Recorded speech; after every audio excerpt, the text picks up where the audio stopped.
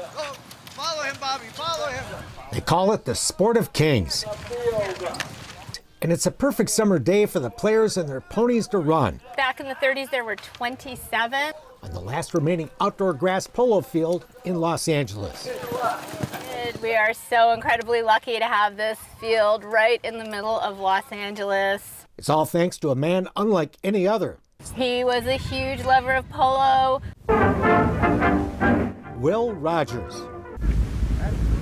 When he bought this property, the very first thing he did was to grade this polo field. I just think it's pretty exciting moving fast on the horse like that. The polo field is part of the 186-acre property the biggest star of his time once called home. Now a treasured California state park for all of us to enjoy. It's definitely a hidden gem within the city of Los Angeles. Part Cherokee, and always proud of it, Will Rogers wrote 6 books, a daily newspaper column, hosted a Sunday night radio show, and made 70 motion pictures, becoming America's #1 movie star in 1934. Here. Court's called to order.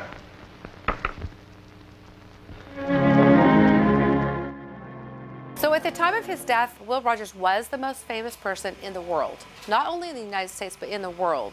Tragically killed in a 1935 plane crash, Rogers was a humanitarian, humorist, entertainer, and cowboy philosopher who grew up with a rope in his hand on his father's 60,000-acre Oklahoma cattle ranch.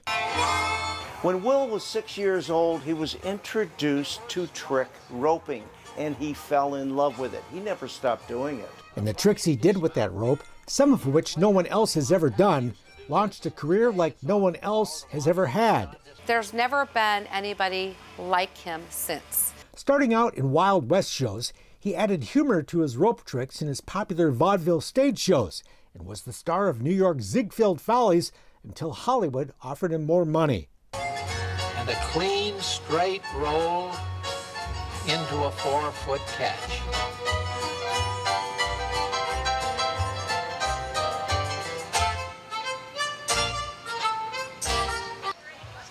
And this was his home. The house is just magical. It's just beautiful. Everything in it is authentic.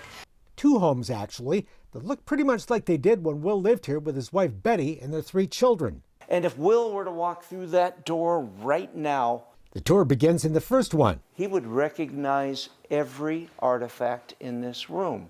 A rustic cabin furnished in cowboy decor, intended to be a weekend getaway, and decorated with the works of his cowboy artist buddies. All 3 had been honest-to-goodness cowboys. Legends today, including Charlie Russell and Edward Breen. And if you were a friend of Will's, who once spent a week here, he was going to rope you. So when he returned home, he sent Will that stuffed calf, instructing Will to rope the calf instead of his friends and relatives. The house is like a museum and a cowboy's dream.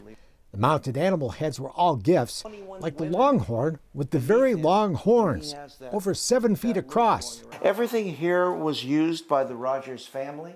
Like any movie star, Will and Betty had state-of-the-art stuff for 1927, like a hand-cranked player piano and an electric mixer. Isn't that cute? And there's lots of cool mementos and gifts. A parade saddle owned by actor Leo Carrillo and a giant Apache grain basket the kids used to hide in. The largest Apache grain basket in existence. By 1928, the entire family, including the pet cow, lived here full-time, using both the cabin and a second adjoining home with a more contemporary feel. Betty's grand piano dominates the living room. And music was a big part of their lives. Will often sang in his movies. Will's banjo was on the couch. In 1899, Will had it shipped by train to the station. It just so happened that that day, Betty was helping her brother-in-law, the station agent. And when Will came to pick up that banjo, that's how they met. And tucked into a wall, this is 1/3 of Will's book collection. Upstairs are the bedrooms and Will's study. This is where he would have typed his daily newspaper column. Nearby, his polo gear. A game he loved to play with friends like Walt Disney, Spencer Tracy, and Clark Gable on a field where Howard Hughes supposedly once landed his airplane. Today, it's the home field of the Will Rogers Polo Club. Third month playing and riding ever. Yes. Ever riding a horse? Yes, And you're out correct. playing polo in 3 months. Yes. And they can teach you how to play this game, I took the classes from Hannah. even if you've never ridden a horse. And it looks like you're having a blast. Oh, I'm hooked. I'm totally hooked. While not everyone can play polo, everyone is invited to watch the games for free. Played here from May to October. And if you want to ride a horse, you can rent one. Learn to ride. Learn to ride, take a trail. Ride all up in the mountains up here and see everything that Will Rogers saw every day. Will loved his horses and built them a castle. The barn jokes built, he liked to say. Between the barn and the house is a huge lawn, a perfect place for a picnic, or on this night, an outdoor movie. Will Rogers, life begins at 40. A double feature. Beginning with the 100th anniversary of Will's first film, The Ropin' Fool, a silent picture capturing his incredible skill with a rope. And to be able to say that the film is 100 years old and there's still stuff in it that no one's ever done. Trick roper and actor Will Roberts, who entertained the crowd before the movie, can really appreciate the master he portrays. I've been a magician for 40 years. I juggle, I'm a balloon artist, I'm an actor. All these things I've ever done, whips, knives, ropes, everything. Out of all of them, the hardest is trick roping. 10 seconds! Earlier in the evening, the kids got to try their hand at twirling a rope. Somewhere, Will Rogers is smiling. I really think he's looking down right now and he's like, yes, this is exactly what that should be happening at my house. So. Today, Will's house is your house, left by this uncommon man of the people for the people to enjoy.